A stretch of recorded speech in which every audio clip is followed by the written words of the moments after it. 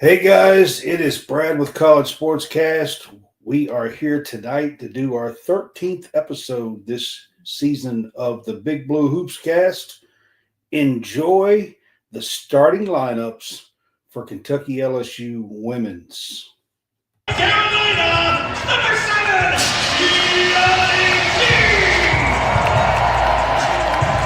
at forward, a 6'3" junior from Albury, New South Wales, Australia, number 32, Amelia Hansen.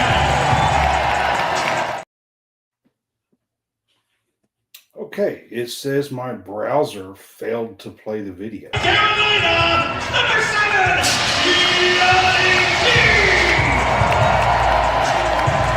at forward, a 6'3" junior from Albury, New South Wales, Australia, number 32, Amelia Hansen. At center, a 6'5" sophomore from Buffalo, New York, number 13, Lara Stratton. At guard, a 5'8" senior from Greenville, North Carolina, number 10, Deja Lawrence. And at the point, a 5'6" graduate from Madeline, Victoria, Australia, number 3, Norma Abel.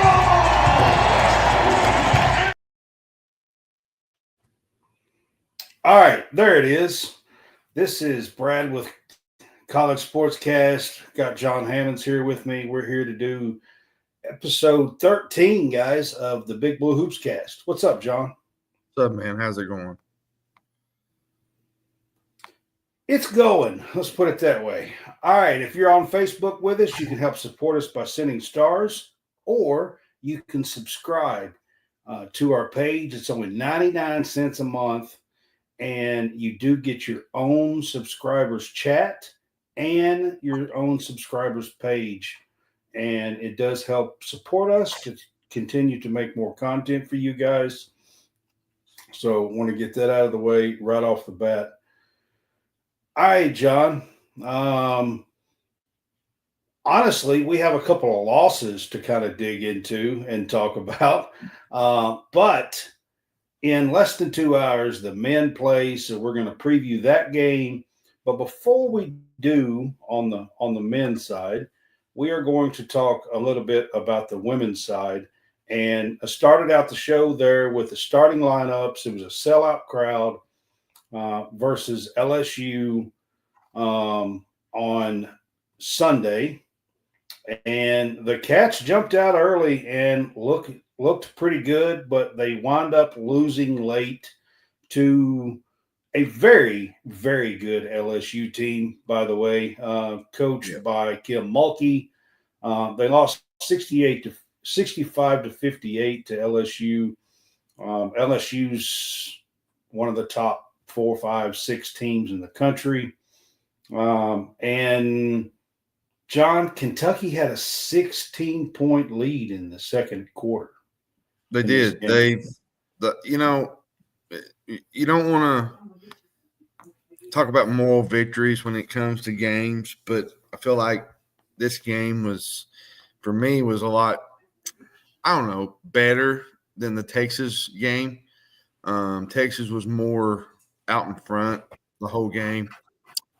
Kentucky women have I was going to tell you, I told you before, I kind of wanted to, I'm not upset at them. I'm just disappointed. They've hit a wall when it comes to playing the top teams. Texas, LSU, for example, they can't seem to finish. They get, the LSU game, they was up 16. Everything was going their way, and it seemed like they just couldn't make shots. They couldn't hit. They went second half. They just couldn't throw it in the Atlantic Ocean. They could not. And LSU ramped up the defense a little bit. LSU plays our style, I think, a little bit. They like to run. They like to play inside out. They got some really great guards. We got some really great guards who I think are still one of the top guards in the SEC and not just the country. With Georgia Amore, Deja Lawrence, this is a fun team. And you know, with their schedule coming up, you know, they got Tennessee coming up, and then they got the game against South Carolina, which is Sunday, which is going to be even a tougher game because South Carolina is going through kind of a lull after losing to UConn. You know, tough stretch, Brad. You know, and I've said SEC basketball is not going to get easier.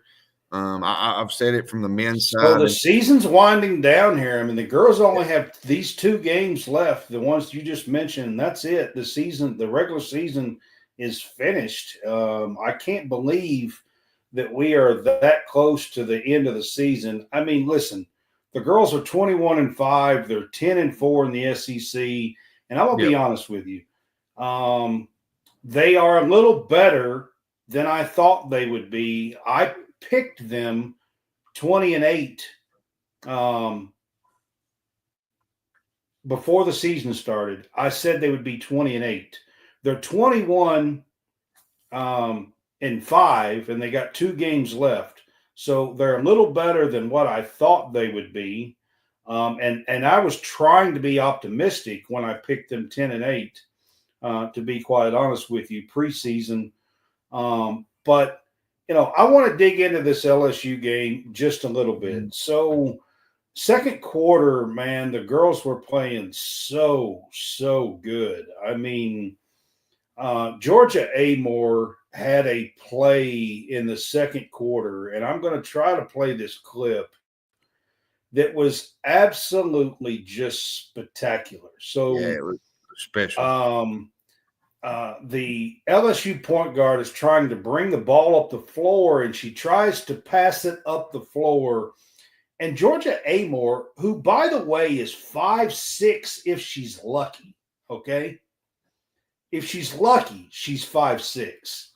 She jumps up, and it's almost like she skies. I mean, she jumps up.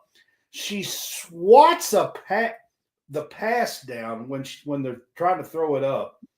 And then she tips it to herself and goes in for the layup. You got to see this. It's spectacular. Good box out by Smith on Silva.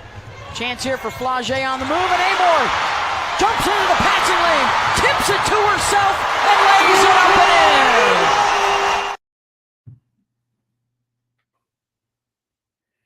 in. I mean, guys, I got to show that one more time. If you didn't see it, watch closely. Good box out by Smith on Silva.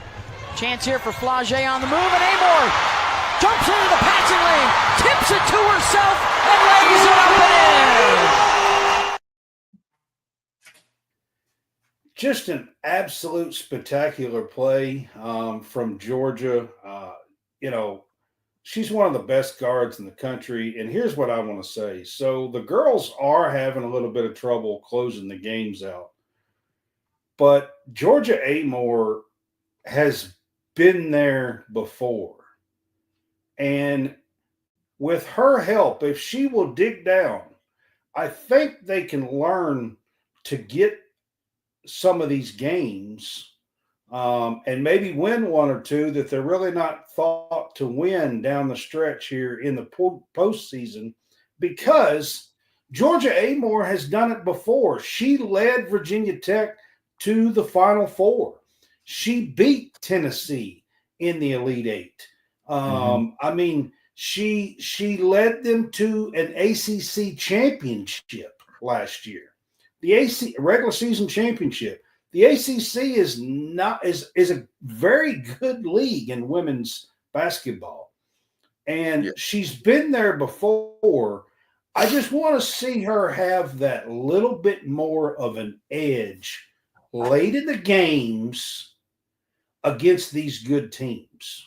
Yeah, and listen, you know, Kentucky, they had between Georgia and Deja, they had 25 combined points.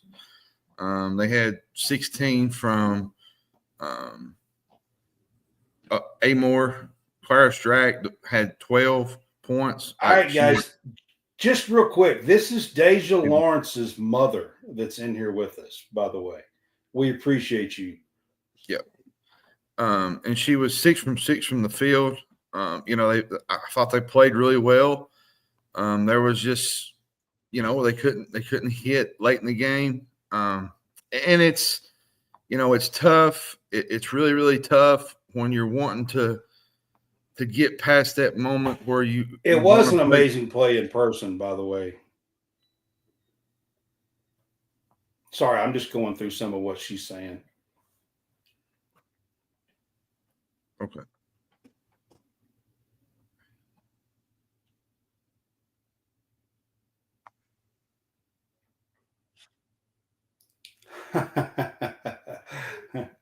Oh, me. Like, they play so well. I mean, we were cruising in the second quarter in this game. And then after halftime, I don't know. We had 20 points in the second half. Oh, and it wasn't just it wasn't just this game. It was the Texas game. I felt like it was the A&M game. Missouri game. Felt Sharita sort of like Mosley is Deja Lawrence's mother, and I appreciate. I got to see her the other night for senior day. Tayani, just honestly, she shows up every time except for a few times when she's got in foul trouble. And she picked up 2 fouls inside of a minute or two. She tried to drive and picked up her second. It was a crappy call. Listen, I'm not going to sit here and say that she should have picked up that foul, but she got 2 fouls inside of a couple of minutes, and it was really, really tough on her. She really wasn't in the game the rest of the game, to be honest. It's a tough stretch right now for the girls, and I think coming up Thursday with Sharita Tennessee. says it was 2 minutes. It was pretty close to that. I agree.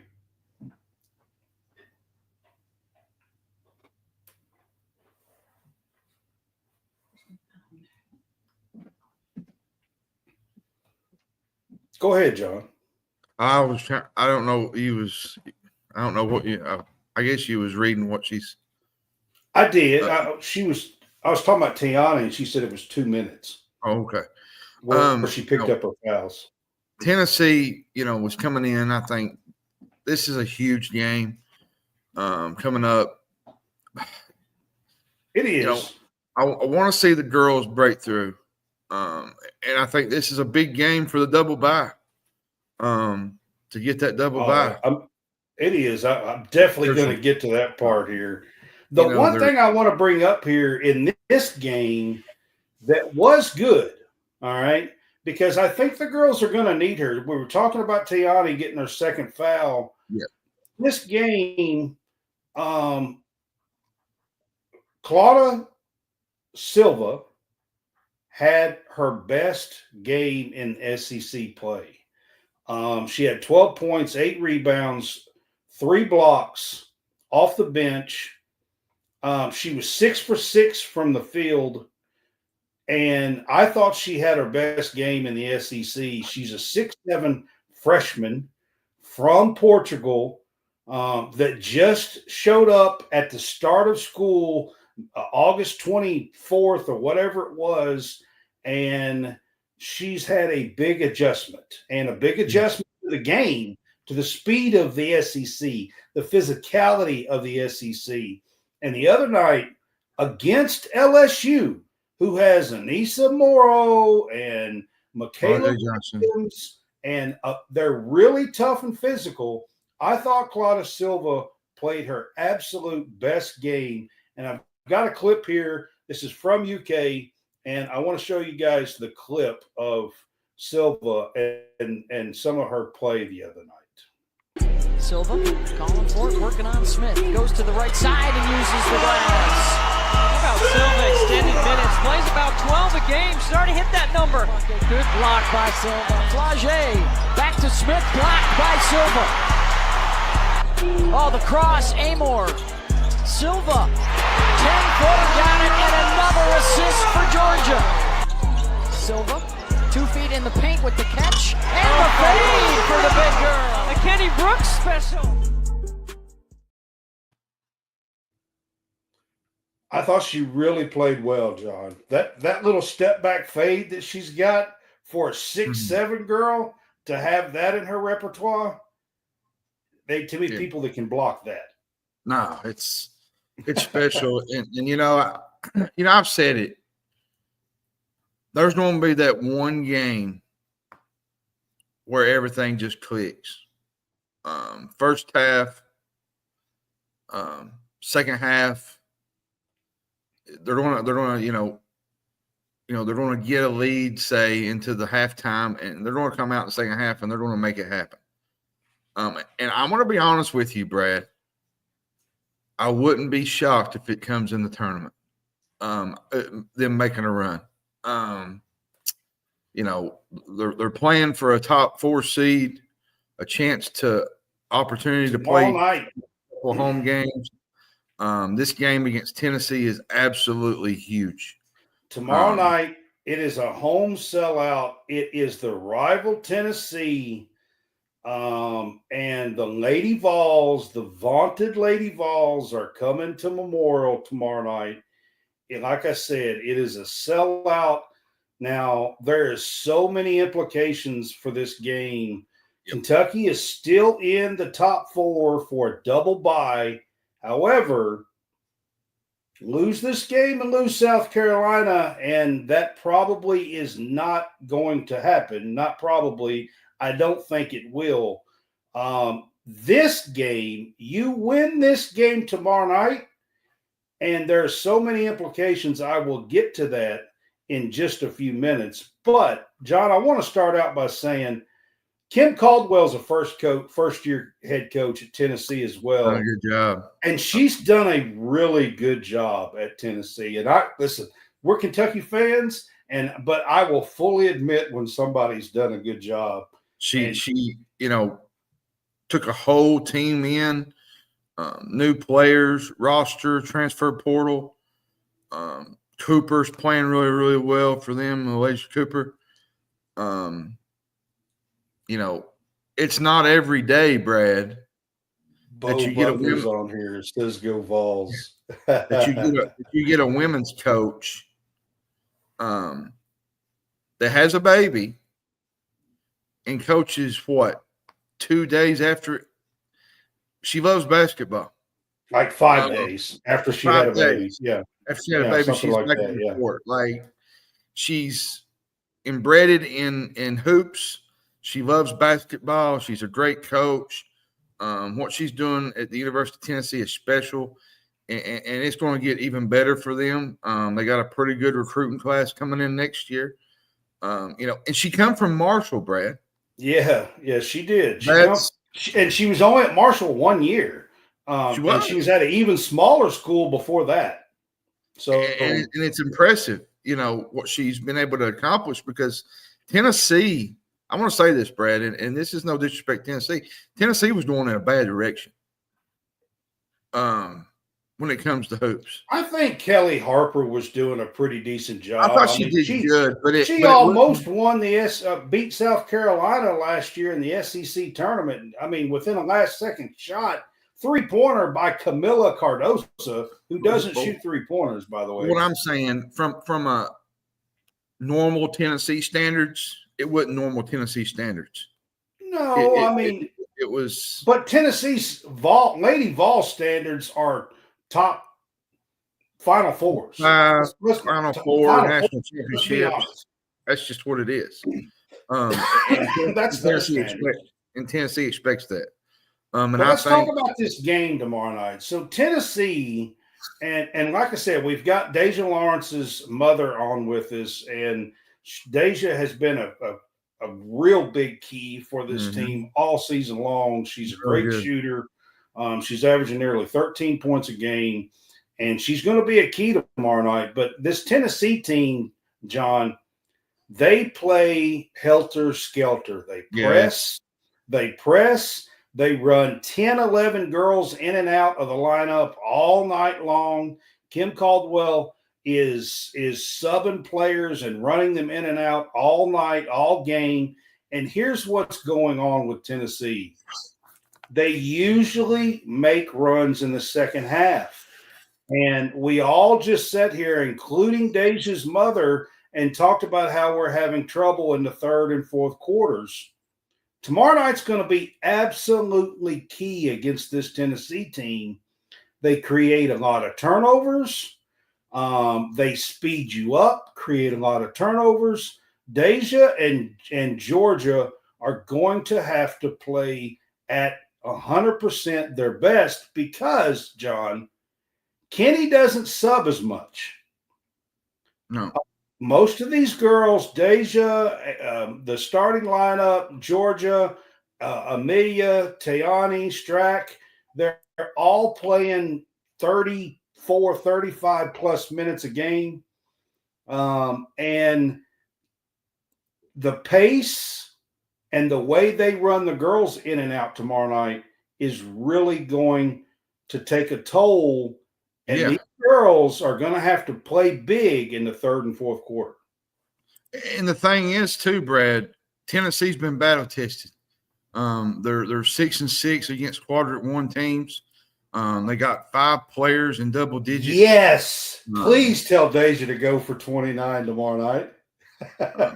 Malaysia Cooper, Jewel Spear, Ruby Whitehorn.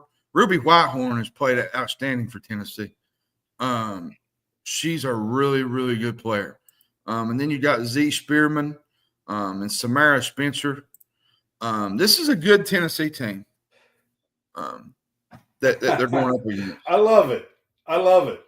And we're going to have to be on our P's and Q's in this game.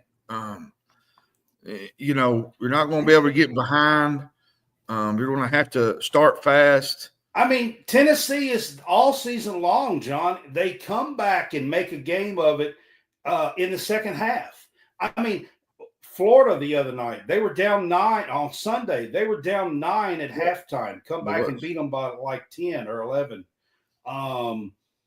They've done it all season long against these teams. They've done it against UConn. They were down at, and come back and won in the second half. Here's where it gets dicey, Brad. I said you was talking about the double bye, right? Kentucky loses this game. Tennessee has Georgia Sunday. Yes, I know. And we have South Carolina. Which means it'll be a tie. We'll have the same records, but Tennessee will have the tiebreaker if they beat us tomorrow night. Yeah, and they have the easier game of the two. Yep. And the stakes are really, really high for this. It is. It's absolutely. And Brooks mentioned that. He was talking about how he said, we know how big this game is. There are so many implications in this game, John. So Kentucky, the women are sitting at 10-4. They're in 4th place right this minute as we speak. Okay. There are 3 teams below them by just 1 game. Now, 2 of those teams, Kentucky has the head-to-head battle against. Yeah. Oklahoma and Alabama. Yeah. They have the head-to-head against. Okay? So if they tie, they will be ahead of Oklahoma and Alabama. Yeah. There's 1 team behind them they don't have the head-to-head win against, and that's Ole Miss. Okay? So if they don't win both games, they got to have some head. And Ole Miss goes 1-1, they will tie. Ole Miss will get the tiebreaker, the head-to-head tiebreaker. Tennessee tomorrow night they're 2 games behind Kentucky, but if they play Georgia, who's one of the bottom teams, we play South Carolina. If we don't win tomorrow night, we will have a tied record, but Tennessee will get the head-to-head tiebreaker. And then you're going to have to hope that you pull an upset in the Colonial Life Center, which is going to be tough. Colonial Life in Columbia, which is probably not going to happen. And I'm just going to be honest with you. Listen, I love to beat them, but I'm going to be extremely more honest with you right now. If I had to pick, John, of winning Sunday versus South Carolina or winning in the SEC tournament versus South Carolina, I'm picking the SEC tournament. Yeah, because it's a neutral floor. Yeah. If I had to choose one, I'm picking SEC tournament. I gotta ask you. Knock their ass out in the SEC tournament. I gotta ask you a question real quick before we move on to their outlook. Do you think Kenny Brooks knows how big this rivalry is? Actually, no. I asked him post game about this rivalry. That was my question. I asked him about this rivalry. Of course, this is his first year. They are learning. Of course, he has his own little rivalry where they have played Tennessee. Like I said, they beat Tennessee in 2023 in the Elite Eight to go to the Final Four. So there is, he does have a little history with Tennessee himself. So he talked a little bit about that post game on Sunday, but he's learning these rivalries. He's a Virginia guy. He's not a Kentucky guy. So he's learning. This is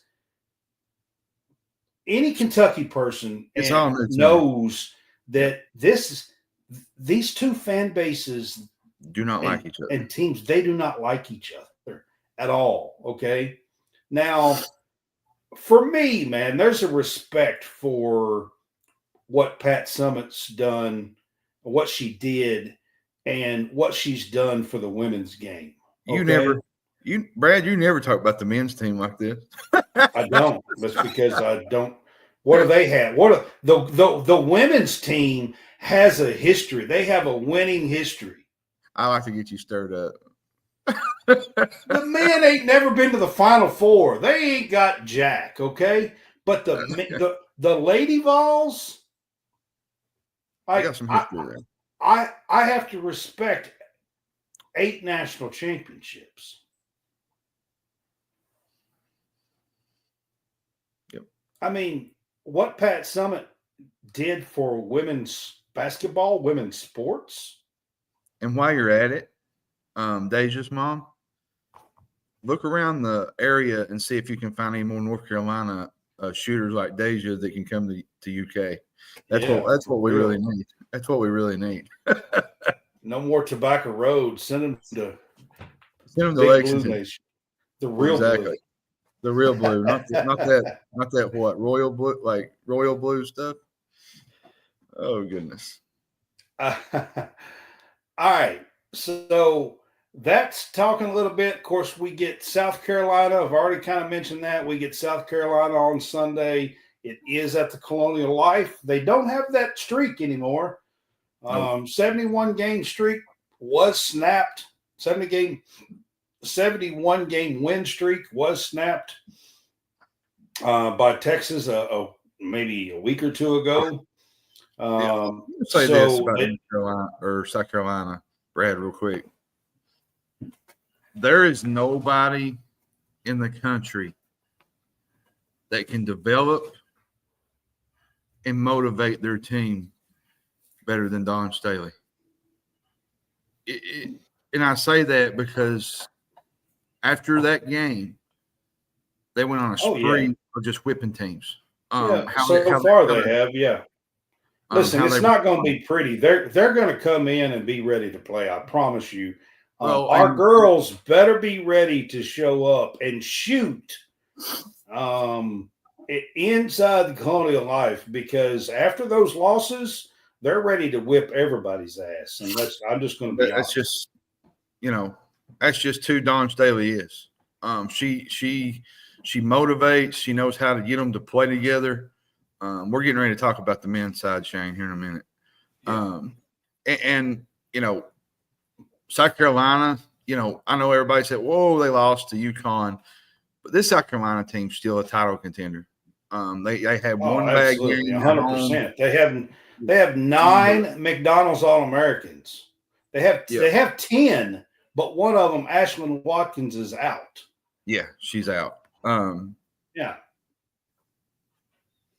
So So tough game. I want to tough end game, this. man. I want to end this. Next week is the SEC tournament, women's tournament. I will be going. I am super, super excited about going for my second trip to Greenville to the Bond Secure. You had a little bit of fireworks last year in that tournament. I did, man. There was some wild stuff that happened down there last year, and I cannot wait to go back. I mean, the Camila Cardosa 3 over Tennessee,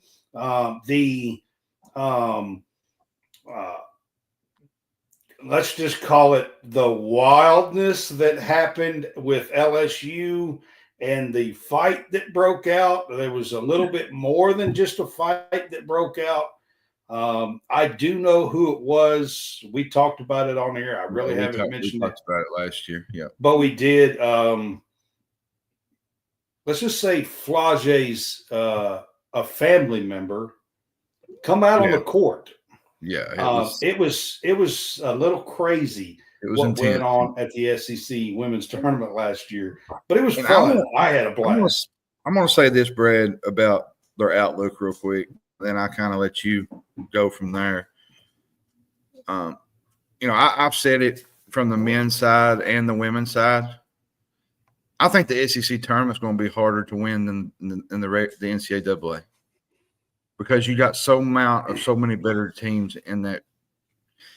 And on the women's side, you're not going to have as many upsets as later in the rounds as you go because every team is more equal. Well, right now, before we go off of this, the women are setting bracketology are still setting as a 3 seed.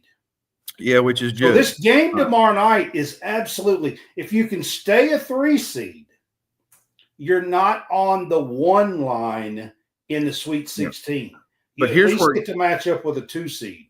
But here's where it gets to go to the Elite 8. But here's where it gets murky. You lose to Tennessee and South Carolina, you could drop to a 4 or 5. And I've seen that happen in these cases. You want to at least split one of these, preferably Tennessee, because South Carolina is going to be a tough out Sunday. Now, I know you was talking about how you think, the women have a tough time Sunday, but I've seen stranger things happen. Let's just put it that way. And could you imagine? It happened with Matthew Kentucky Mitchell. Team going into South Carolina and going 2-0 to enter the SEC tournament. Probably 12 or 13, somewhere around there would probably be my guess, Shane. You couldn't ask for a better start to the tournament play. If you was to pull a 2-0 slate right if we win tomorrow night versus Tennessee, I'll be honest with you guys. I think we will, unless we just flat lay an egg in the SEC tournament, I think we will remain a 3 seed if we can win tomorrow night. I do. Yep. I don't think so, Shane. I don't think they've ever been a 1 seed, the girls. I don't believe so. I think we were 2 or 3. 2 or 3 with Matthew Mitchell. With Matthew Mitchell a couple of times, I'm pretty sure. They had some opportunities to be a 1 seed with Matthew Mitchell. Yeah, but they never did get one, I don't think. Yeah. All right, guys, we're going to move on to the men's side of things, and I'm going to start this out with a little bit of practice, some shooting from the team in Norman, Oklahoma today.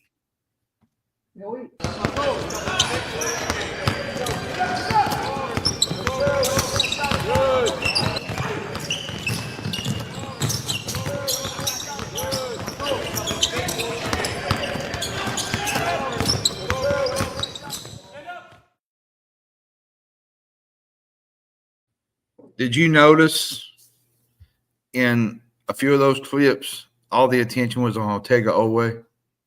Yep, there's a reason for that. He played there last year. There's a reason for that. He played there last year. Well, he's actually been there 2 years. He was actually there for 2 years for Oklahoma. I kind of want to go back to the Alabama game real quick, Brad, before we move on. I was going to start with that. Kentucky losing at Alabama. Kentucky got out to what, 30-18 lead. It looked good for a while. They was shots. It was really, they couldn't miss. Alabama missed some shots. We got somebody that's going to blow up tonight. And then all of a sudden, Kentucky just at times forgot how to play. Their lineup rotations got kind of funky. Amari Williams, he took Amari Williams out a couple times that I felt like he never needed to. Pope did some lineup rotations that kind of made me I don't know how to explain it, Brett. Just it confused me at times with how he uses his lineups. And they just never. I think he's having to do some stuff right now the last few games that he normally wouldn't have done. He's had to throw some different lineups out there. Well, and I get that. With Butler out and Robinson out, you've had to mix and match guys, and it's been tough. But I'm gonna say this with Butler and Robinson coming back, this is kind of to add to Trent Noah and Travis Perry.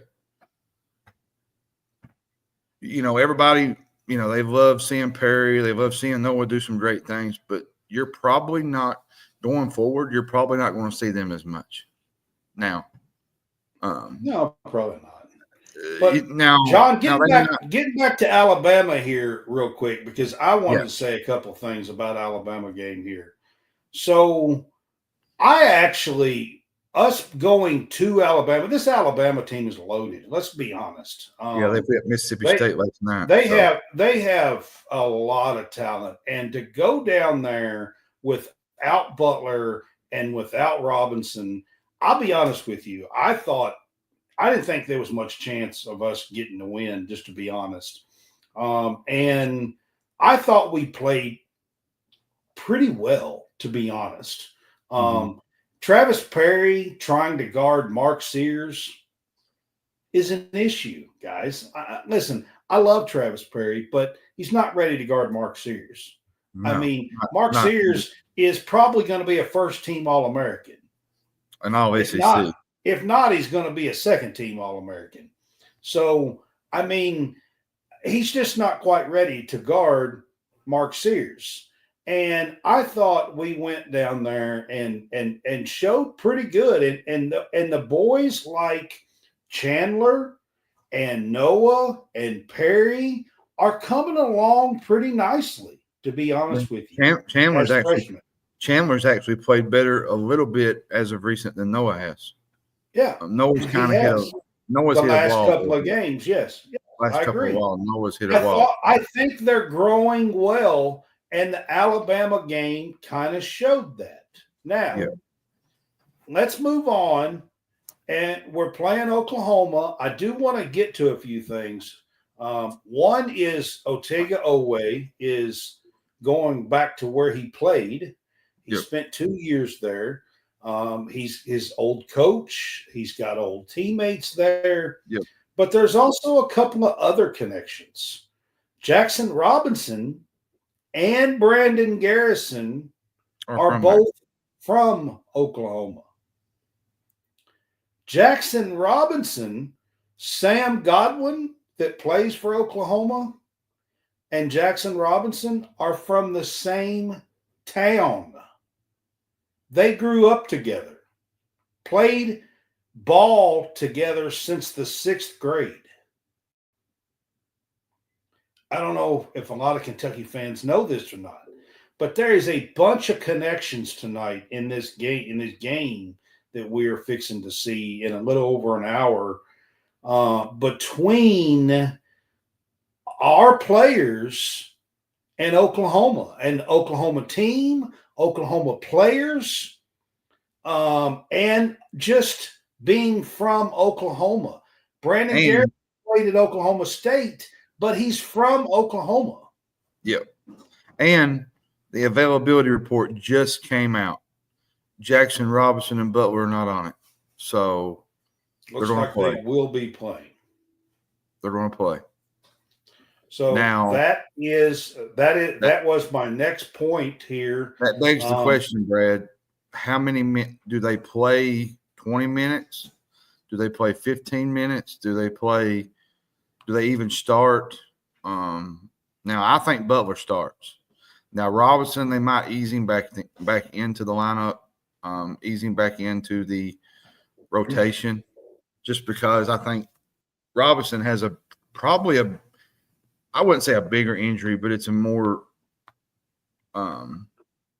hideous situation than what Butler's is with his wrist, his shooting wrist.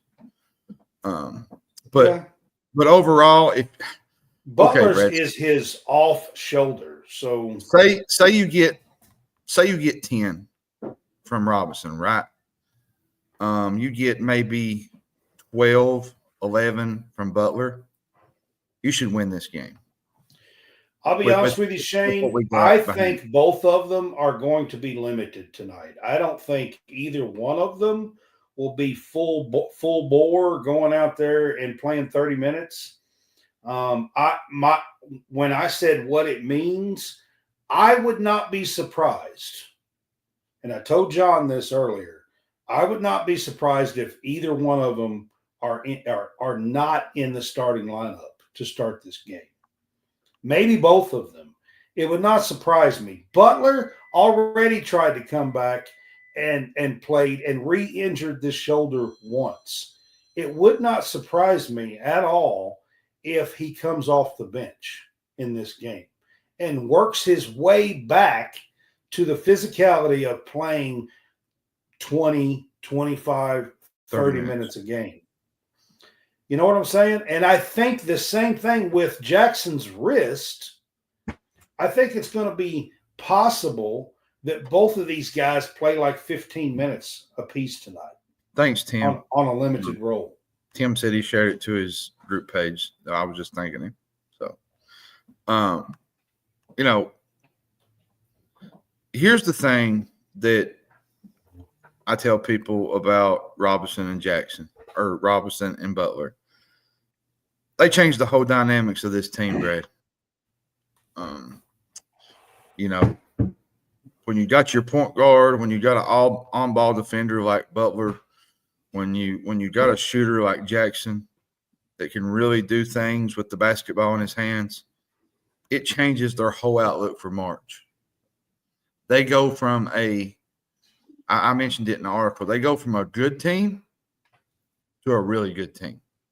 To maybe a fringe top 25 team outside to probably a top 10 team. Oh, I think with Butler and Robinson healthy and ready to go 25, 30 minutes a game, which I don't think that's where we are tonight. No. But I think with them healthy and ready to go 25, 30 minutes a game, I think we're a top 10 team. Now, with Auburn, you're probably going to need them for at least 20, 25 minutes. I mean, that's just – because here's the thing. I like Travis Perry. I like Trent Noah. I think they're great kids. I think that they're improving. They're getting valuable minutes with experience. Perry scored 12 points against Bama the other night. Yeah, but Auburn's a different animal. Auburn is – I know. I'm just saying Auburn's a different animal. They're probably the best team in the sport. You're going to have all hands on deck for this game Saturday. And I think that's part of the reason why I think you limit the restrictions tonight and you get out of Oklahoma with a win and you worry about Saturday when it gets here.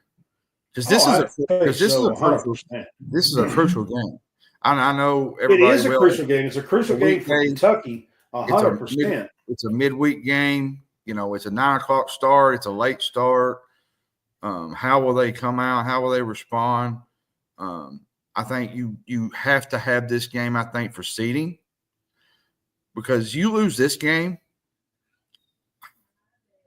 you could drop to a 4. Listen, John, we lose this game and lose one more. You're I probably still think we could drop to a 5. I mean, you're I not. still believe that. Worst case scenario is they're going to be a 5 seed. They're not going to be a 6. Let's just leave it out there. They got too many good wins on their resume, and we've said it for many, many years, even the last 3 or 4 years, that the conference tournament. Let's be honest though. There's not too many 3 seeds ever that had 10 plus wins. 10 plus losses. Yeah, but not many. Not ever. Not many teams in the SEC either have been historically good, and Kentucky's won with their resume either. And that's a lot of the gripe among, I've seen it on JBR's bracketology, NKY. People keep saying, why is Missouri, why is St. John's not ahead of Kentucky? And I'll tell you exactly why they're not. Their resume. They beat Florida. Listen, they beat St. John's, they have played, not beat, quad one, wins, losses. They have played one top 30 net ranking team this entire year, Marquette. And then now, UConn's not up there. Mm-mm. Right now, they have only played one top 30 in the net ranking. I think Missouri has had, 2, 3 at most. Yeah. So I can understand the logic for Missouri, but St. John's I don't, because they haven't really played anybody in the top 30. Except Marquette. So great opportunity tonight. Big opportunity going forward, Brad, with the tournament. Hopefully we're back on the mend when it comes to getting. Well, before we kind of go on and kind of get off, I wanted to bring this up too. I think Amari. Let me say this, and then I'll let you. I think Amari's playing at elite level right now. I think he's playing at a SEC. I think he should be all SEC. I do. And Andrew Carr, I'm going to say this too. He looked like old Andrew Carr Saturday night. Didn't early season. Didn't seem phased with his back. Hit what, couple threes. Speaking of hitting three, here's one. Enjoy one, because I got one clip. It's real quick. Sears. Good pass, Williams. Carr, yes. That's their money spot. That absolutely is Kentucky's money spot. Both those corners are always filled. And you see him, running back. He don't seem like he looks like he's healthy for the first time. Bouncing a little bit when he's running. Now he's still using that brace when he goes to the bench some. I think it's heated though. I think it's helping him keep his back loose. Keep his back loose, yeah. But yeah. You notice what I noticed on that clip? The bench. They've been like that all season long. Yeah. They play for each other. They love each other. That they appreciate one another. Brad, this is I wouldn't say it's a great team, but it's a great individual group of talented players. It's a close-knit team for sure. These are and Amari Williams, I know everybody was going on about his limited minutes, but it's tough on a guy to play the way he plays and the way he initiates it's tough to play 30, 35 minutes. Well, I don't know if you guys saw it, but Monday night was on the Mark Pope show. Pope kind of explained, and not kind of, he actually explained it really well. They monitor and they have stats, efficiency stats. If he plays between 22 and 28 minutes, he is at his peak play. If he goes beyond that, he starts creating a lot of turnovers. And if you noticed in that Alabama game late in the game, yeah. Late in the game, he had 2 or 3 turnovers late in the game. He was forcing a lot of stuff. And if you go back and you watch late in that game, he played a little bit over, and Pope says this is not just this year. This is his entire career at Drexel as well. So Amari Williams has played less than 10 games his entire career. And that's 4 seasons at Drexel. Well, and played above 30 minutes a game. And 2, like with Pope, his analytics, he's a very big analytics That's what guy. I'm talking about. And he's going to go – he's going to his analytics and his efficiency numbers go down, and he's played 10 or less games of 30 minutes his entire career. Yep. Which I thought was like Pope really explained it. And now I'm like, okay, because Sunday I was like, why the hell did he take him out in the first half when we had that lead and left him on the bench for 6-7 minutes? Well, now I kind of understand why he's doing it. But you got to, when that happens, you got to have other guys step up. And at that time, we didn't. That just happens in games. It's just I agree with that. We didn't for sure. All right, we talked about SEC tournament implications and NCAA for the women. So I want to talk a little bit about it for the men too. So we have kind of discussed it. I mean, tonight's big. To stay above 500 in the SEC. To stay above the top 8 line, because that at least gives you a bye. You fall below the 8 line, John, and you're playing 5 straight days now in the SEC since they added 2 teams. All 8 of 9 through 16 have to play an extra day. But I'll be fair here. If I'm a Kentucky fan, I'm cheering for the 7 seed. I know that it's probably going to be that length of, but you set yourself up with, say, a 2 seed Auburn or 2 seed Alabama or 2 seed Florida compared to just running into an Auburn team right after you just played them. Yep. I mean, I said that. I really don't want to be the 8 seed. I want to be a 7 seed, 6 or 7 seed. I think that's where our money spot is going to be. I really don't want to play Tennessee again, not because I don't think we can't beat them. I just think it's hard to beat a team 3 times. Yeah, Alabama's the same way. Here's where I think you kind of have a positive. I know it's not going to be a negative. It's going to be a negative thing between the fans, but say you get that 8 seed and you play, say, Ole Miss, South Carolina, Mississippi State, somebody around there, and you win that game. Well, you play Auburn.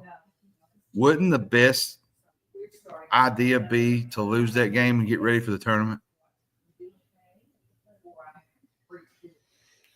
I mean, John, if you want my opinion, to really answer that, I will have to see how the next 4 games play out. I say that because if we lose 3 out of 4 of these games, then absolutely not. We need to beat Auburn in the SEC tournament. Yeah, I agree with you. But if you win at least 2 of these games, maybe even 3, say you go on the road and beat Missouri, which is going to be tough. Missouri is really, really good. But say you beat Missouri, you win 3 of those games, and the only loss is to Auburn. Yeah. I think, you maybe lose that game in the if we can win 3, I think we might stay off of playing Auburn. We won't be on the 8th line. Here's the thing the reason I say that for is because, now some games matter in the conference tournament like bubble games, okay? But we've always been known that conference tournament, certain games don't matter. Saturday don't matter. Sunday don't matter. It just don't matter to the selection committee. What matters is the March Madness and being healthy. Conference tournaments have kind of went the wayside, and I kind of agree with Calipari on this because he mentioned this a couple years ago about how it really I don't absolutely matter. do not agree with anything Calipari said about the SEC tournament. I don't Not think at it. all. I mean, I like it, but it's just a money. Listen, Kentucky's history, we own the SEC tournament.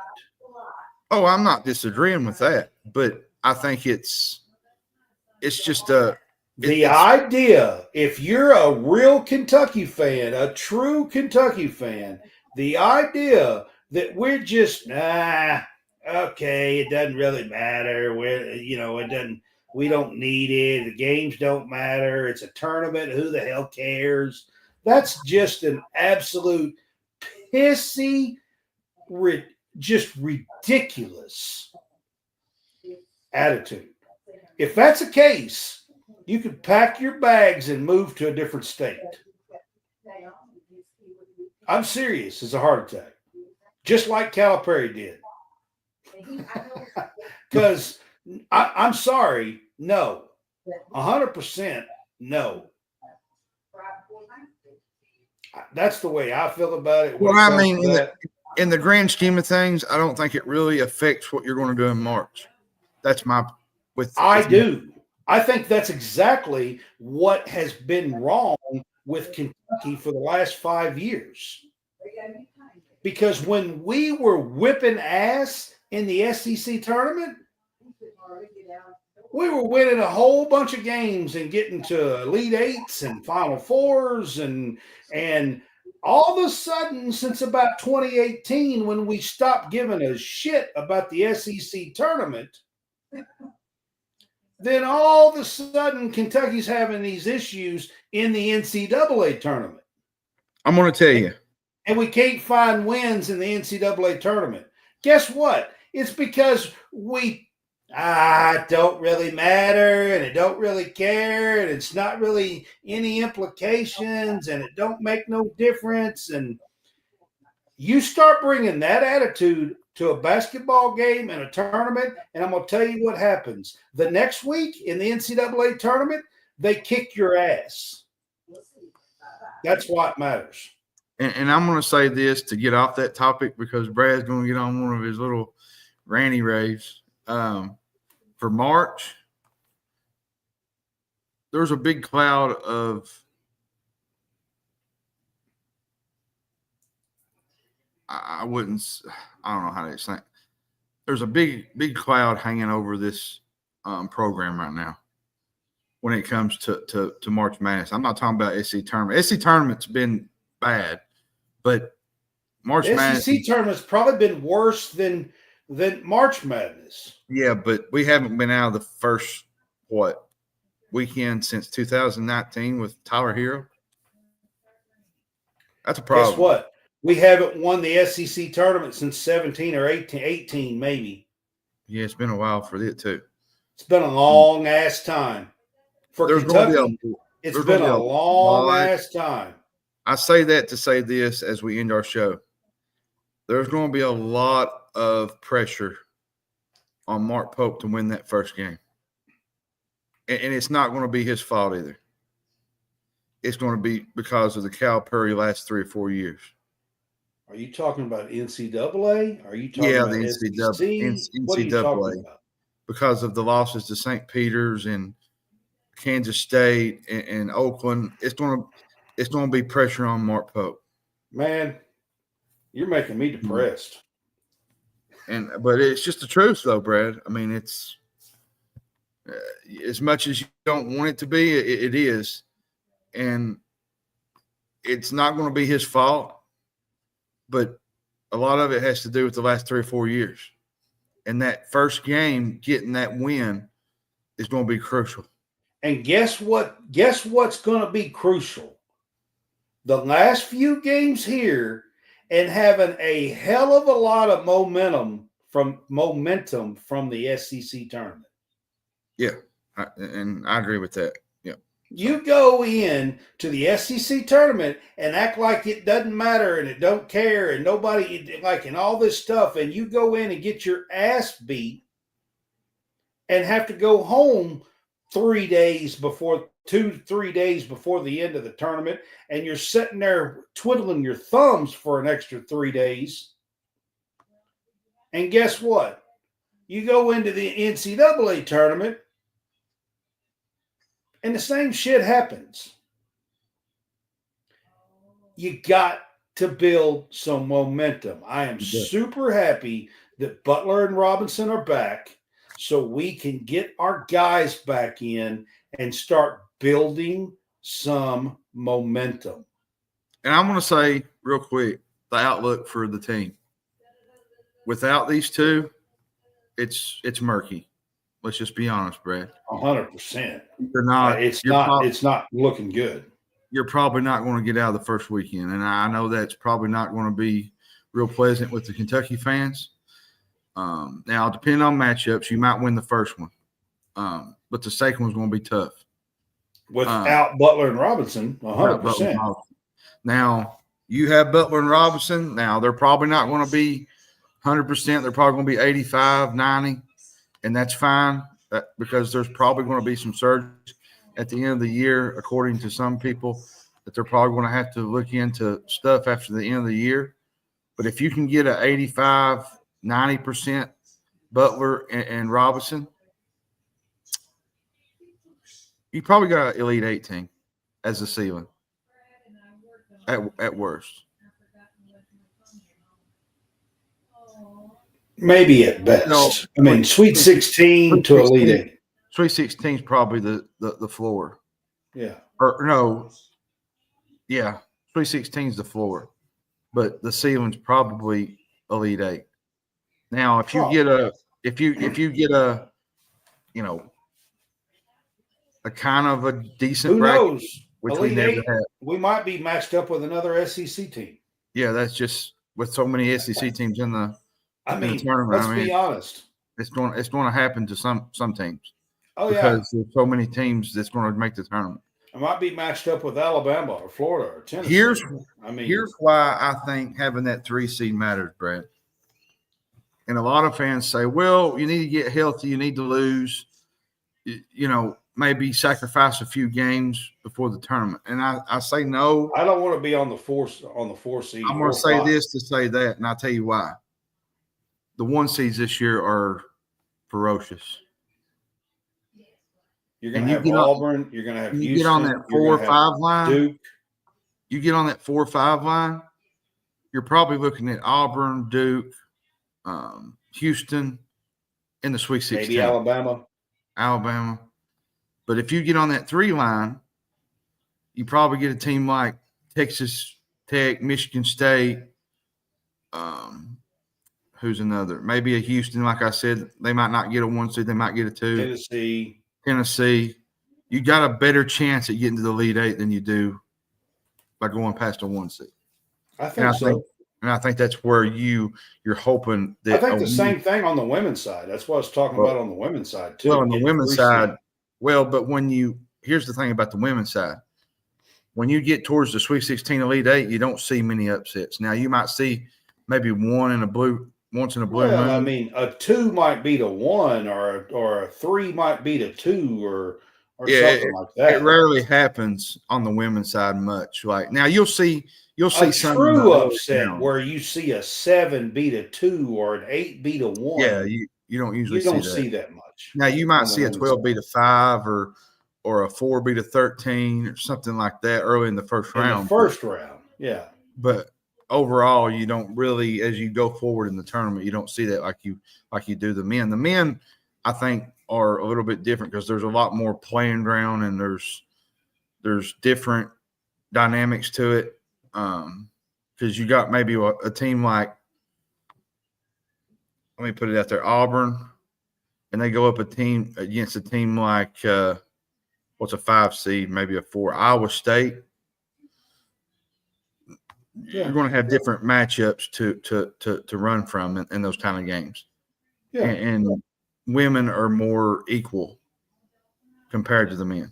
So But anyways, didn't want to get on a big long rant about the tournament, but I'm just excited, Brad. We got an opportunity tonight to kind of add to our quad one game. This is a quad one game, believe it or not, on the road, which is crazy.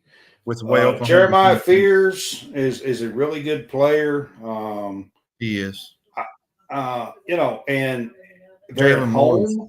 Jalen Moore's really good too. Yeah, Moore's a good one too. But the thing about Oklahoma that I've said from day one, Godwin can shoot if you leave him open. Yeah. The thing about Oklahoma is they tend to go in streaks of where they don't hit, and they can't shoot, and they have lapses. If Kentucky could get hot and hit some shots, we saw not Mississippi State, but there was another team that blew them out at home. There's a couple of games where Oklahoma got behind and just they dominated them at Norman. You get a lead on this team, you got a good chance of winning this game because they're not a great team at coming back. All right, guys, we're going to wrap up this show. We appreciate you being on with us. The game comes on. I'm going to try to eat a bite before the game comes on, so I'm going to wrap this up. Prayers to you, Brad. I know you're dealing with some stuff. I just wanted you to say am. that. So I just wanted to say I'm going to try to eat a bite before the game comes on here, and hopefully everything goes okay here tonight. But anyways, it is the second to last day of February, guys. March is almost here. It is. It's went by fast, Brad. We're almost through. Put that up on the screen. I did have a tribute to March Madness come out today. I had a Maxwell Hairston NFL Combine article come out. You're chasing me, man. John put out a Butler and Robinson article today. So go to Stadium Brand, check all those out. We appreciate it. You're chasing me now, Brad. You're on the back. I just try to close out the month and some money. That's all. Yeah. That's it. That's all, man. Brad, all right, I was going to tell you real quick before we log off here. It's been amazing, Brad, to do these HoopsCasts with you. It's went, like I said, it's went by fast with March coming up. The girls' season, we never would have thought that they would have been in the position they are. We was just doing this, 3 or 4 months ago, just previewing it, and we didn't have any idea what was going to go on. And it's been a really fun year.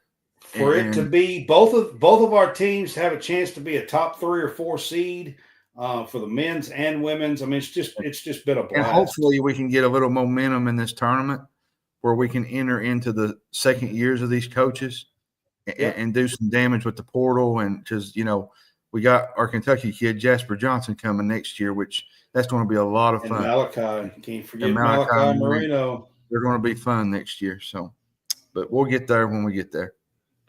All right, guys. We will see you Monday night.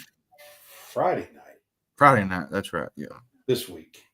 We'll see you Friday night. Next week, we'll have to rearrange some stuff because of the SEC. I'll be in SEC Greenville. So, all right. Y'all have a good one.